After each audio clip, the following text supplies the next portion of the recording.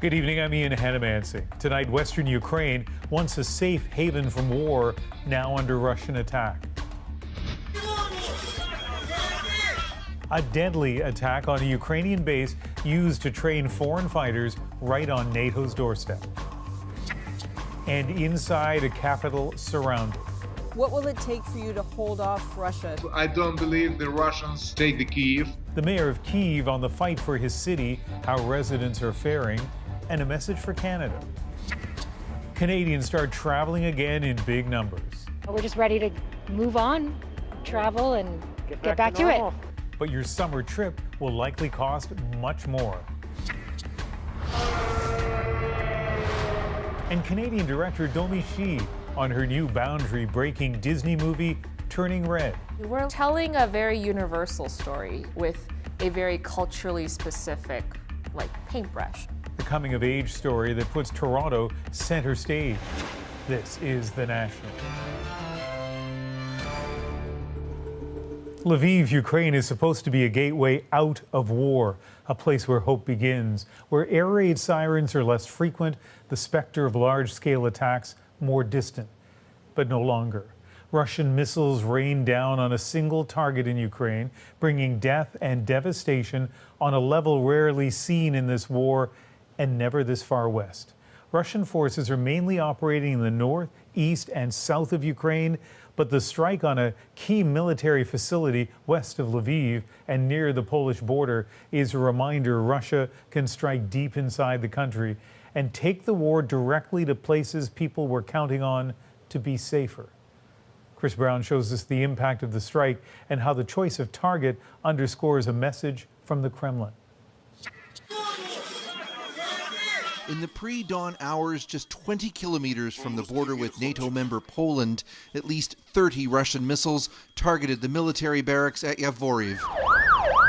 At least 35 people were killed as a steady stream of more than 100 ambulances took the injured to nearby hospitals in what may be the single most deadly attack during Russia's invasion. 17-year-old Denis Bensak told CBC News the blast shook his apartment. When I heard the explosion, the sound of it was strong. I was afraid. I started to shake. I was panicked, he said. The mayor here was defiant when he met journalists at City Hall. Putin will never take over Ukraine. They will all return back home in coffins. This community and the base here are very well known to Canada's military. It was the headquarters for years for Operation Unifier, which helped train members of Ukraine's military. It's a hugely symbolic target for Russia to hit, given its connections to NATO. Escalation by Russia was expected. Its top officials warned shipments of Western weapons, possibly using routes near here, would be considered targets. But there were other tragedies this day too. American journalist and documentary maker Brent Renaud was shot dead outside Kyiv by Russian soldiers near a checkpoint, said a colleague who was with him. And they started shooting at us. So the driver turned around and they kept shooting. And in besieged Mariupol, there was still no respite from Russian bombs, nor could aid convoys get in. City officials say 2,100 civilians have now died, and the rest, possibly 200,000 people, are almost out of food and water. Throughout such desperate times, President Volodymyr Zelensky has tried to project strength. Sunday, he left his office and walked outside in Kyiv to a hospital where he met wounded soldiers. Get well soon, he told one. It's important. Western Ukraine has been spared the worst of Russia's air attacks, but the air raid sirens are now going off every night. And by striking a target with strong Western associations, Russia is reinforcing its warnings to stay out of the conflict with deadly force. Chris Brown, CBC News in Lviv, Ukraine. And Russia's strike was just a half-hour drive from the Polish border. That is a NATO country. And that base had hosted personnel, as we heard, from a range of NATO countries. So perhaps not surprisingly, the attack prompted a warning from the U.S. National Security Advisor. If Russia attacks, fires upon, takes a shot at NATO territory, the NATO alliance would respond to that. Any He toured the Sunday talk circuit. The national security advisor said so far the U.S. nuclear posture towards Russia has not changed, but also unchanged is the risk of escalation. It is early Monday in Lviv. The situation there continues to change. Air raid sirens once again going off, and that's forced our crews inside for safety. Adrienne? Yeah, that's right, Ian. Certainly not where we intended to be speaking to you from. We are in the shelter, which is in the basement of our hotel right now.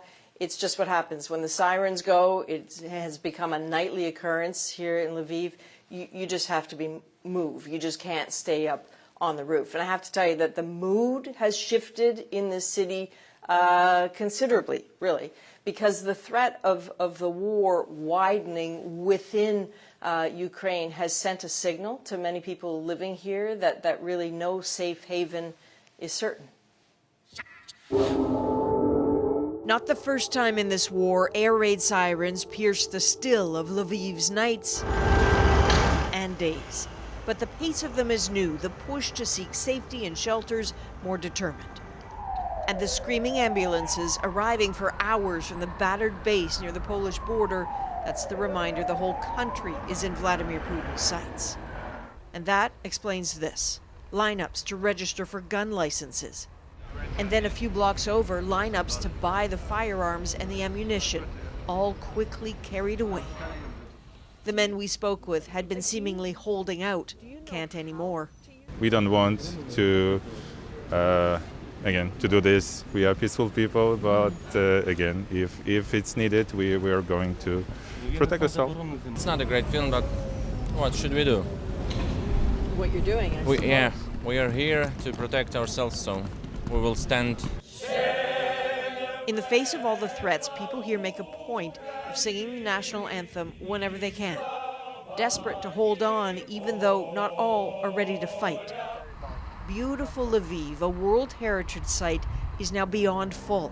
Sometimes just looks like it's overflowing with tourists. Truth is, the city of 700,000 has swelled by 200,000, people who came for rest and peace. For a 15-year-old to come here from Dnipro was a relief until it wasn't. We came in Lviv because we were sure it won't be attacked, but we are not feeling safe here right now. So where is left to go? Lviv is wrapping up its treasures, it's sealing off what it can, and it's hosting who it can while it can. So I have to say, Ian, one comfort to people here in Lviv is that the air raid system is exceptionally effective. People are really great for it here in Lviv. And, you know, in the shelters like this one, you start to see some very familiar faces. You know, there are families here who have moved to Lviv from other parts of the country. They come down with their kids and their dogs, and people over the last couple nights, because the sirens have been going for longer and longer, they come down sometimes with pillows and with blankets, and everybody just goes to a spot where you're used to being in and just curls up and goes to sleep and then waits for the all clear. And sometimes it's 3-4 hours. Often you have no idea what it's about until a little bit later, as was the case this morning when we learned about 3 hours later what had happened in Yavoriv. And a peek behind the scenes. Not long ago, you were on a roof outside getting ready to broadcast, but then the sirens went off, a scramble to get indoors, and we appreciate the change of location. Stay safe, Adrienne. There are grave concerns tonight. The Russian forces have targeted mayors for kidnapping.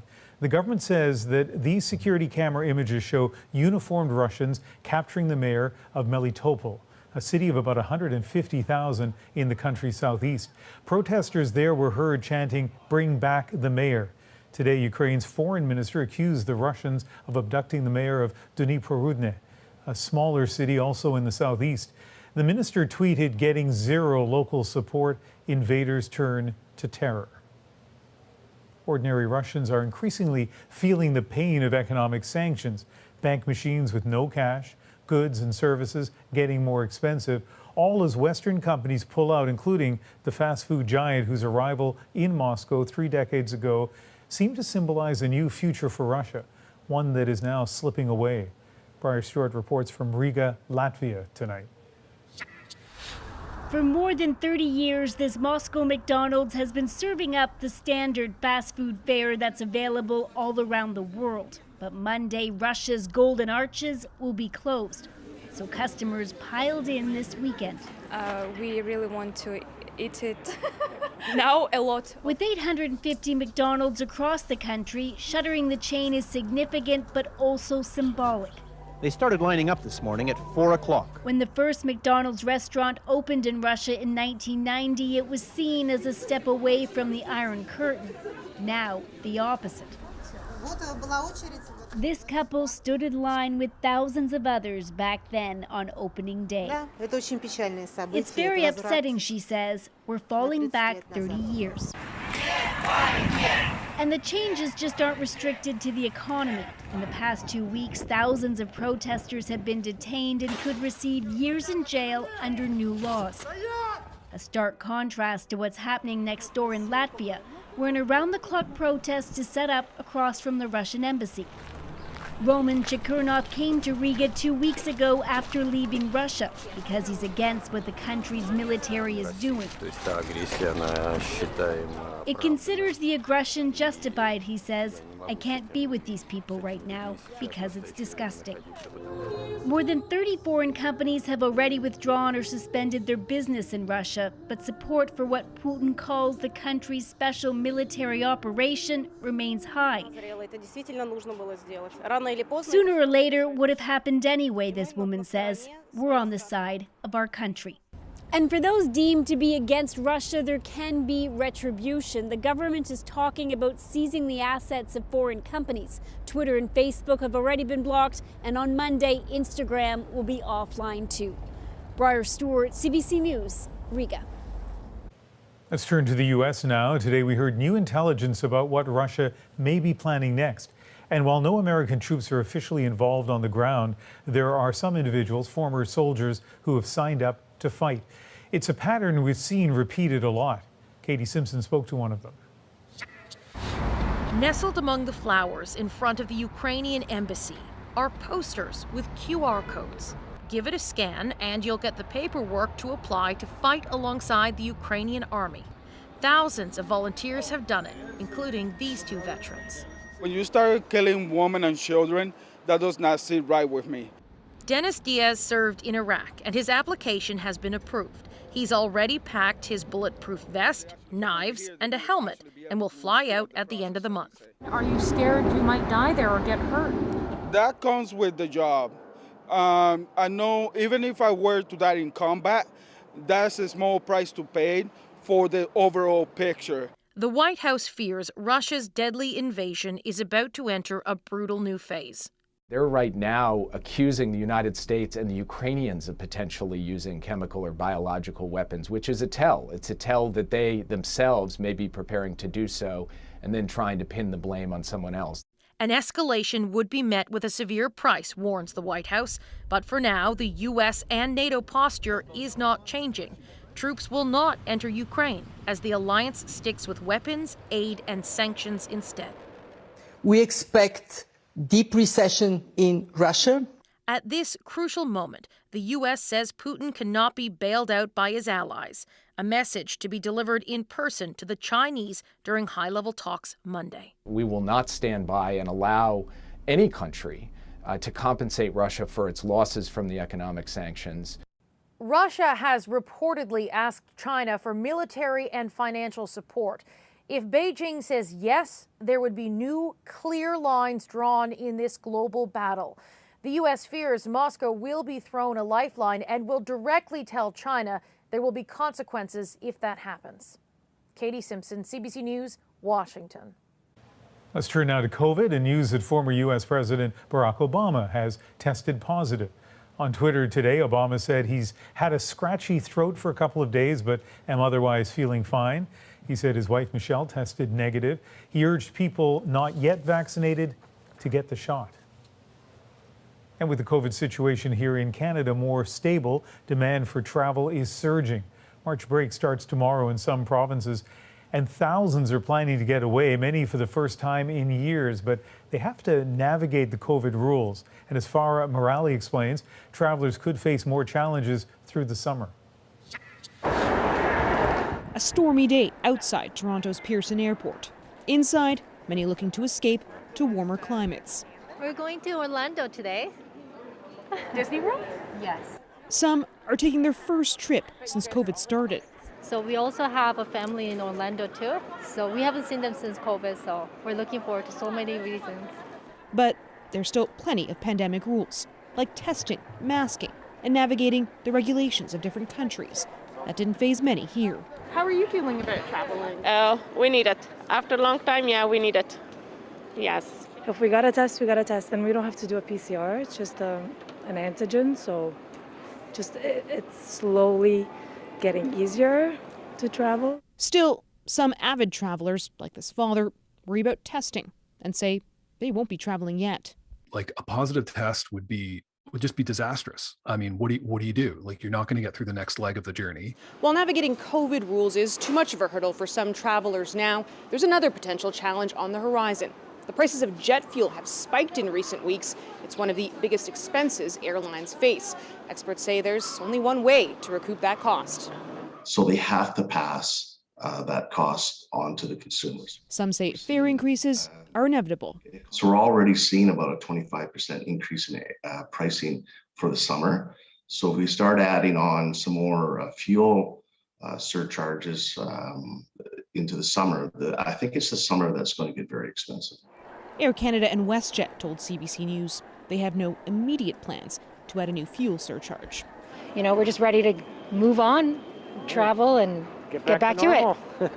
2 years is too long for many here who say they're ready to embrace a destination vacation no matter what. Farah Morali, CBC News, Toronto.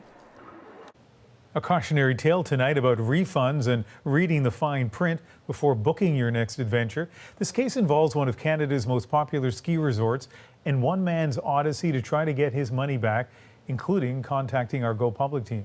As Caroline Bargout reports, dozens of people have come forward with similar complaints. This is what Trevor Purvis lives for. In 2020, he spent about $1,000 on a season's pass for unlimited snowboarding at Whistler Blackcomb.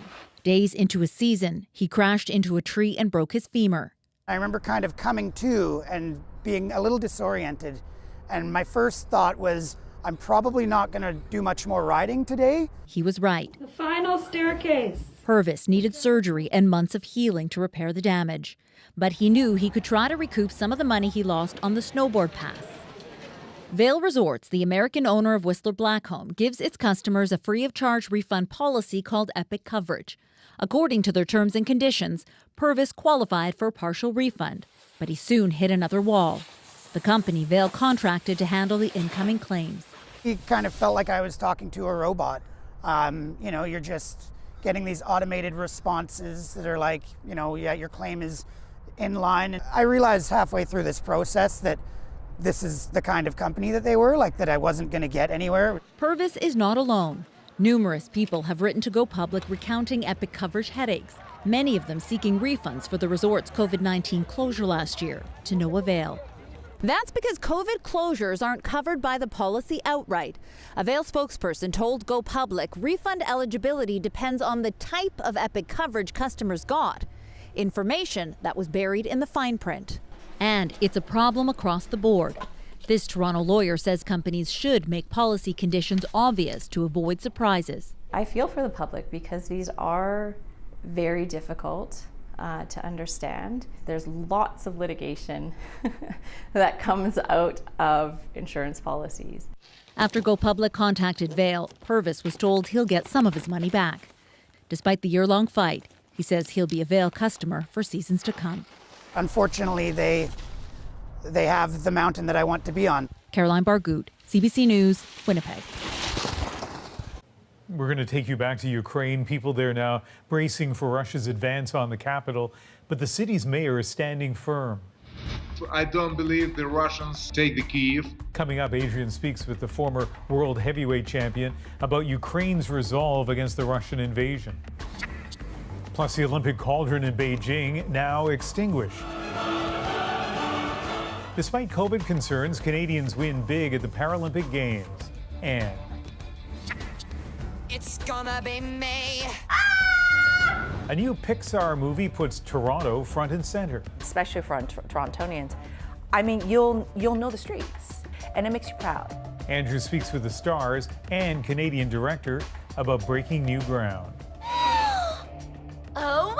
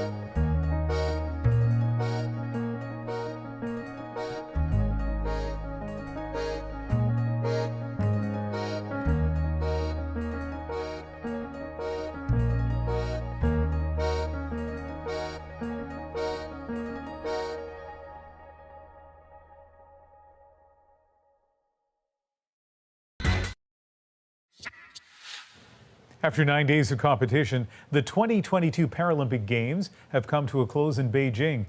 And Team Canada is headed home with an impressive haul, 25 medals. This makes this one of Canada's most successful Winter Paralympics ever. Beyond Canada's performance, these games were extraordinary on many levels, with athletes competing under the tight COVID restrictions while war raged in Ukraine. Susanna De Silva brings us the highlights from a Paralympics unlike any other. It was a celebration, albeit a solemn one. The Games included Canada's second best performance ever. Gold and silver medalist Molly Jepson carried the flag. Jepson heads for the line. A winner in her downhill standing event despite a torn ligament in her knee. In his final individual event of his career, he said and in his last games, Brian McKeever won his 20th medal, including his 16th gold. He's now tied for the most titles won by a male Paralympian. And after 6 games, he says the movement has made strides. I think that's brought a lot more funding into the programs in different nations, and we've seen the fields get deeper. And now, I mean, for sure, it's, people are training at the same level as the Olympic counterparts, and it shows. I mean, it's harder and harder to win. Another remarkable performance came from the Ukrainian athletes. The team won a record 29 medals, second only to China. But the situation at home never far from their minds. Stop war. I ask about if you civilized, you must be stop war. Thank you. Hopes for inclusion, hopes for harmony, and importantly, hopes for peace. The head of the International Paralympic Committee again pleaded for peace, even after that part of his speech in the opening ceremonies was not translated by Chinese state TV, an unexplained glitch, they claimed. Russia and Belarus were excluded from the Games. All of our athletes, the teams, they wanted to express peace, like express solidarity to the Ukrainian team here. Representing Ukraine. The IPC says it will ensure the Ukrainian delegation will be taken care of, as some lost their homes to bombing during the Games. Susanna De Silva, CBC News, Vancouver. After the break, Canadians do their part to help refugees from Ukraine. The little kids. It's terrible. A small town pulls together to make a big difference. Plus,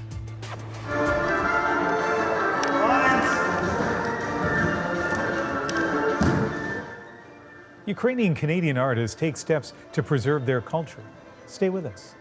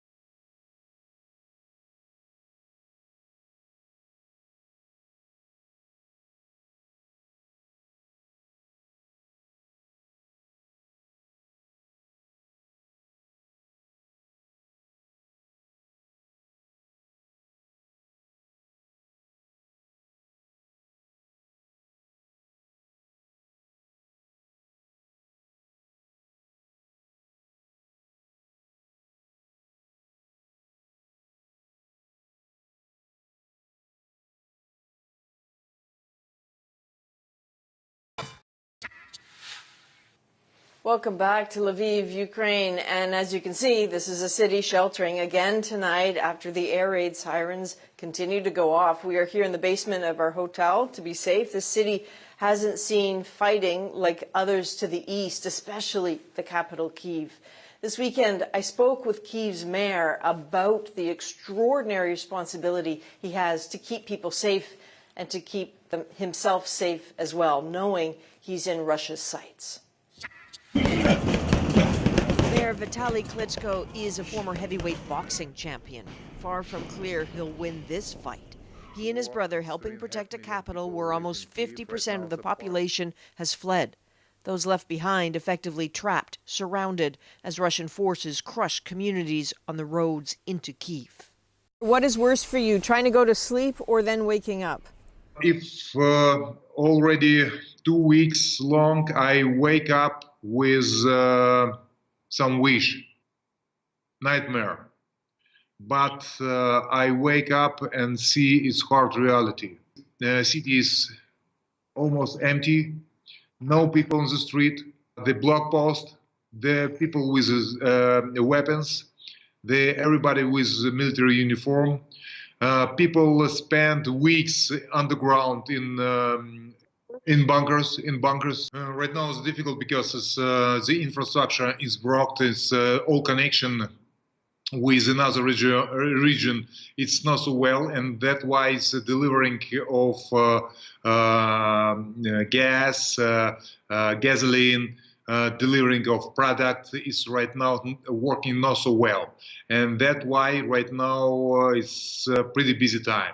Are you telling the people in Kyiv now to get out? Are you still encouraging them to get out, or are you trying to make it easier for them to stay, like Wi-Fi in the bunkers, for example? It's our subway and underground subway have internet, we have Wi-Fi, all communication, thanks God, but nobody give the guarantees electricity can switch off in any time.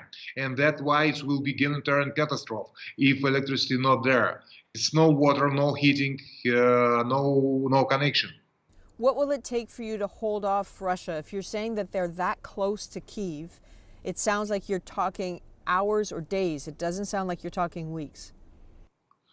No, I don't believe the Russians take the Kyiv. And what is it? Our capital? What is it? Our city? It's not the building. Our city is the people who live there, the people who have actually very peaceful profession. For example, doctors, artists, musicians. They right now change civilian form to uniform, take their weapons in the hand and ready to defend our houses, our families, our city. We never expect to take the weapons in the hands, but we have to do it right now. What did you think, sir, when you saw that the mayor was taken away by armed Russian men? I mean, that has to be very chilling when you saw Melitopol, yeah, it's my colleague. I know him very well. I talking with every mayor of Ukraine, and everybody worry about him because the mayor is some representative of community. Also, a couple of days ago, Mayor of Gostomel bring the medication and the humanitarian help to citizens was killed. And I told this war doesn't have rules. We need help. By the way, I want to say thank you very much for Canada. Government of Canada who deliver weapons, defensive weapons, because we stand up front one of the strongest army in the world, Russian army. And our army show the great performance, great skills and will to win, because we in our home and we defend our home. And thank you very much for everything what do Canada to support our country, support Ukraine. Mr. Mayor, I cannot thank you enough. Everyone is thinking about you. I hope you and your family are okay, and I hope to speak to you again soon when you have some better news. Let's put it that way. Unity is our key. Thank you very much for support. So we told you about mayors being abducted. There are now reports that in the city of Melitopol, a pro-Russian figure has been installed as mayor after that city's elected leader was apparently just hauled away, Ian.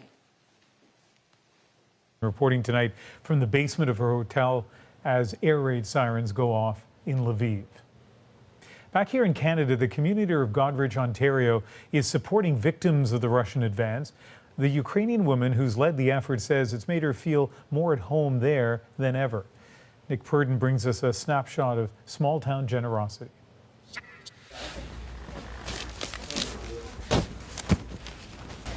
This makes me feel that I'm proud of my town and my community. I see how much people care about what is going on in Ukraine. Many people are coming here with tears, just in tears, because they feel so sad, so bad. So this is just impressive and huge. There's one there. When Yulia Dovzhenko asked for help for Ukraine from her adopted town of Goderich, Ontario, the response surprised her. She's been here collecting donations almost since the war began. I felt so helpless, so sad. So we just trying to help how we can. We have so many volunteers who help us a lot. So it's been a busy week. Busy and stressful too. Yulia's mom and her sister and her two nieces were in Ukraine when the war started. And Yulia can't stop thinking about them. I want them safe now and I want them beside me. It's been hard. We are very close with my family. We was very close with my sister, and it's hard to be so far away. And when this war, it's just very hard. The good news is that Yulia has since gotten word that her family has reached Spain. They're safe. I think this is the first time that we're organizing in a week. Yulia says her new friend Vanessa Kelly, who she met working here, has helped her deal with the uncertainty of the war. Vanessa makes sure the donations are organized and ready to be shipped out. She tells me they started at the local YMCA, but people brought so much they had to relocate here to the hockey rink. It makes me proud. It makes me proud. It's been really moving this week to see people coming in. I had one lady bring a quilt, and her mother had come here fleeing war many, many years ago, and the quilt was made by her mother, and her mother had since passed away, and she handed me this quilt, and she said, that would bring my mom comfort to know that this is keeping somebody warm in a similar situation. And I heard stories like that all week. And then I witnessed it myself. Oh my gosh, thank you. Those are amazing. That's exactly what we need. Thank you so much. Welcome. Marvin Scott brought a bag of diapers and wipes to add to the donations. Well, it makes me sick to see them little kids in them pictures. Yeah, I know. It's good to be able to do something. That's what we're doing. The little kids.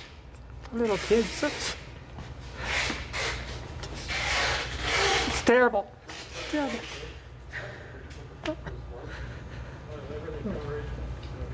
I'd like to be able to gather them all up and bring them home. Yeah. And you guys are doing so much. We wouldn't have stuff to do if it weren't for people like you coming in all the time. We really appreciate it. Okay. Take a load down for you. Bye-bye. Thank you. Bye. Watching Marvin leave, I realized that the people here in Goderich are all in, even in the middle of a blizzard.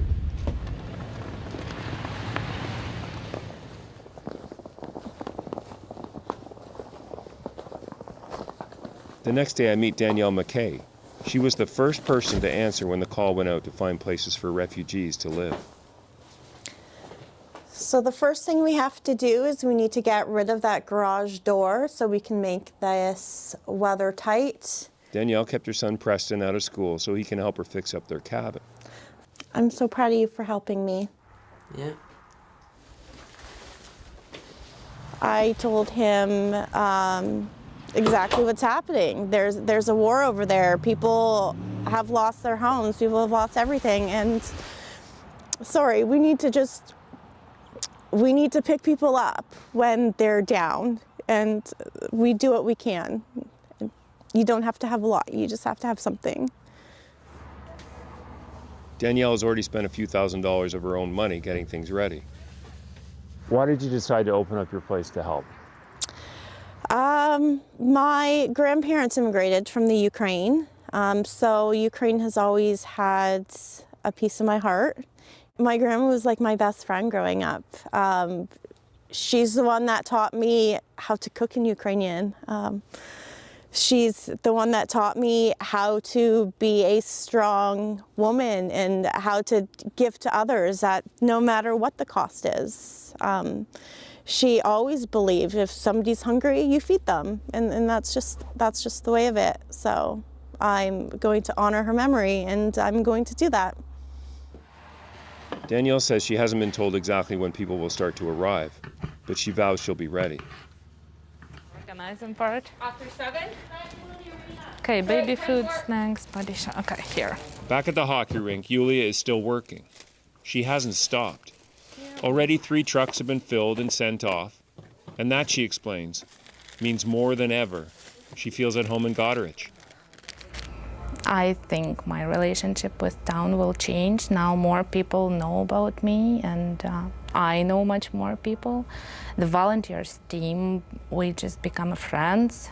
This is big thank you for response, for helping me, and not me, for helping Ukrainian people who need this help now. Thank you for that. Nick Purdon, CBC News, Goderich, Ontario. Next on The National, a new movie tackles an old taboo. I'm a gross red monster! And it's the vision of a Canadian director pushing Disney to new frontiers. We're redefining what Universal stories look like and who gets to tell them. Andrew's conversation with director Domee Shi and the stars of Turning Red. Next.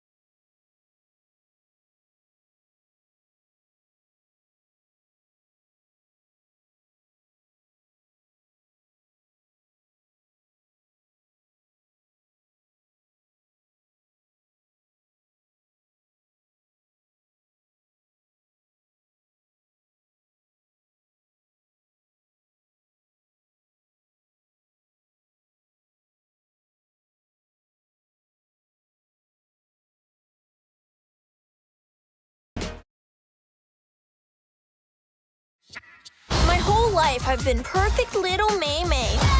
But maybe I like this new me.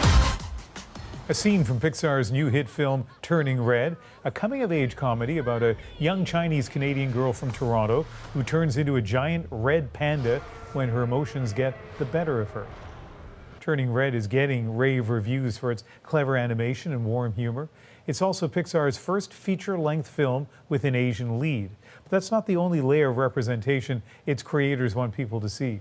Here's Andrew's conversation with the Canadian director and the cast. Let's go.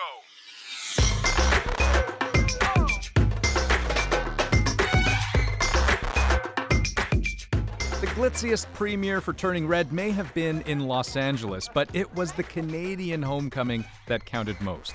Some of the film's star voices and the director, Domee Shi, are from here, and the movie is set here. When I first pitched it, it was like a Chinese-Canadian girl going through magical puberty, set in Toronto in the early 2000s. And it was just so specific that I think it made the idea stand out, and that's what drew Pixar to it. I'm Maylin Lee, and ever since I turned 13, I've been doing my own thing, making my own moves, 24/7, 365. The sights are easy to see. The CN Tower, the streetcars, even the old Sky Dome gets a shout out. It's the whole thing about you can self-identify. You know what I mean? For Canadians and especially for Torontonians, I mean, you'll know the streets. You'll see this. You'll see the CN Tower in it, and it makes you proud. But replicating Toronto, making every cityscape postcard perfect, that was the easy part. Capturing Chinese Canada, that was much more personal.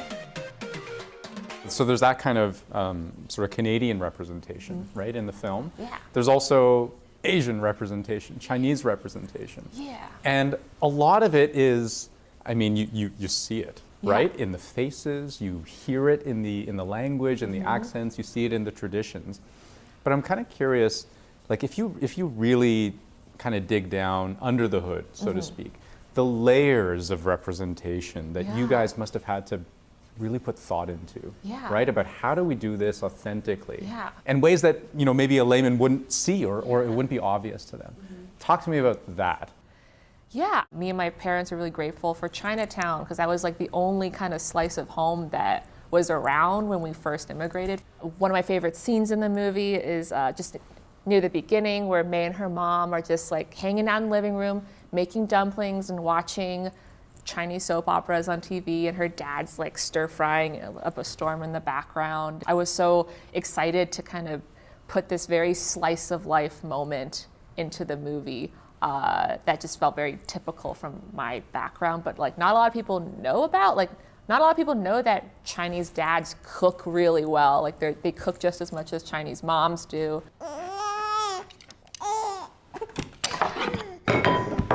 And if that description sounded familiar, it was also reminiscent of the opening scene of Bao, a short film she directed and won an Oscar for in 2019. But both she and the cast of Turning Red will tell you there's a deeper layer of authenticity they were after. Our representation is so important, and like when I was younger, I looked up to Sandra because she was like one of the only Asians on screen in Hollywood. In the movie, I think not only is there an Asian lead, but in the background there's so much representation and people of different It's super Toronto. Yeah, people of different cultures, and it's normal. It's just there. There's no they're not emphasizing it like look at what we're doing. It's like natural inclusion. Exactly. Yeah. Or reality. Yeah, just reality that we walk in every day. Like that's goes back to what you were saying about that's home. You feel seen. Yeah. A part of that is that diversity of like this is what my reality looks like. This is a school that I went to, especially those like little middle school scenes, those bustling hallways. Right? I love that. Yeah. What struck me, I guess, when I watched the film was that it doesn't hit you over the head with its Asianness, if that makes sense, right? Like it's not about being Chinese. Yeah. It is just part of the backdrop. Yeah, we're like telling a very universal story with a very culturally specific, like paintbrush almost.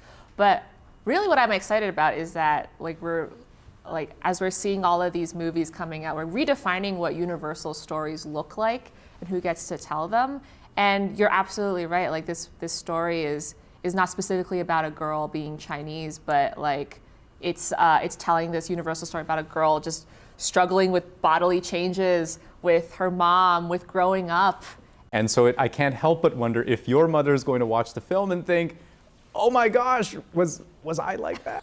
She knows she was like that because like she saw the trailer where they played a clip of May's mother hiding behind a tree with sunglasses on, following her to school. And that actually happened to me. Your mother came to your school when you were a kid. Yes. My first day of middle school, I thought I had made some new friends. We walk out of the building and one of them says, hey, who's that lady behind the tree?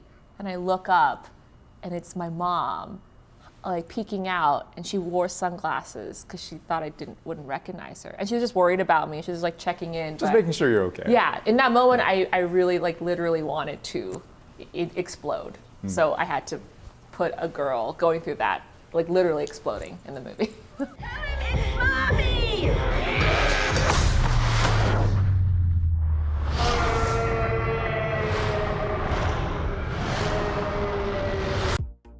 There is at least one other way Turning Red is a sign of progress. It's Pixar's first feature film directed by a woman and led by a creative team full of them. I mean, it wasn't something we like super consciously set out to do, but it ended up being so awesome that most of the key leadership on the show were women. And I think that led to a lot of bold filmmaking choices in the movie. And I think it was because a lot of us had that experience of growing up, of all of those awkward moments of getting our periods, of our moms embarrassing us. Mama's girls. Could this film have come together the way it did without that kind of a makeup in the team? I think like this movie wouldn't be the specific movie it was without the leadership on the team, without the crew. It's just so great for us to be able, and for Pixar, to have said, hey, Domee Shi, we believe in you. We want to tell your exact story. And for all of us to have a place to be able to help her vision come to fruition, we just want people to enjoy it. One last note about Domee Shi. She actually started at Pixar as an intern 11 years ago, but only after being rejected the first time she applied. With encouragement from her dad, she tried again. Good move. Coming up, solidarity with Ukraine through dance.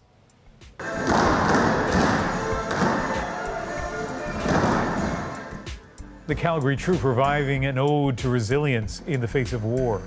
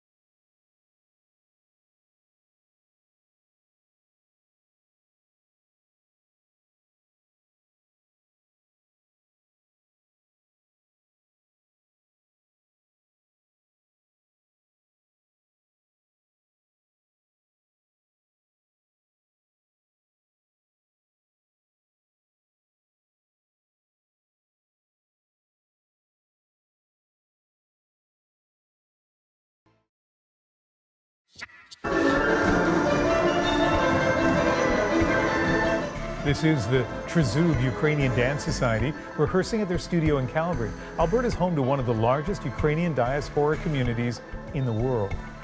In a time of war and uncertainty, preserving and protecting their culture has a new urgency. So they're bringing back a show that was created after fighting with Russian-backed separatists intensified a few years ago, with the hopes its relevance would be short-lived at the time. Well, now it's headed back on stage, and tonight it's our moment.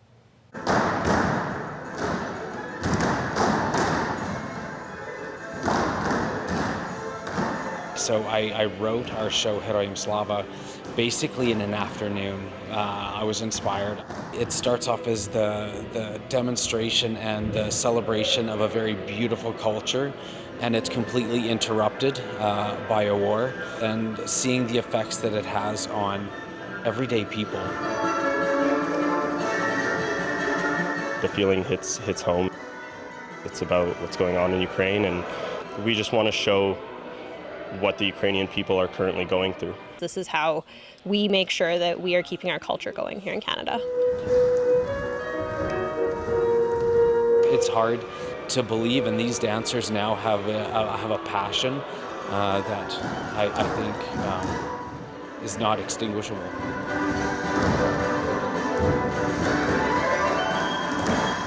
So many people in Alberta feeling an especially close connection. That diaspora, about 345,000 Albertans identify as being of Ukrainian heritage.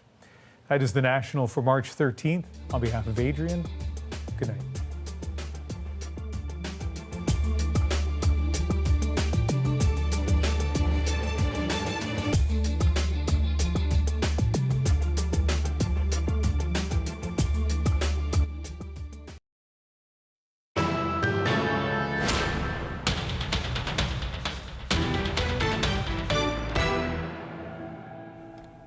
Good evening, I'm Chrissy Holmes, and this is Atlantic Tonight. We begin tonight with tragic news out of Nova Scotia, where a 57-year-old man has died after an all-terrain vehicle flipped into freezing cold water. Emergency crews were called to the area of Joe's Lake near Sydney, Cape Breton, around 1 o'clock this afternoon.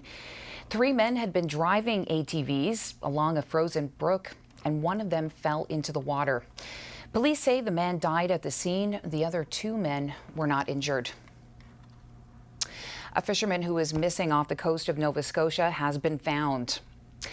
The man was taken to hospital in Sydney, but his condition is not being disclosed. A 50-foot-long fishing vessel reported taking on water off the coast of Canso this morning. The crew abandoned into a life raft, but one fell out. The other 4 crew members were rescued by the Canadian Coast Guard. All COVID-19 restrictions will lift in New Brunswick and Newfoundland and Labrador tomorrow. The CBC's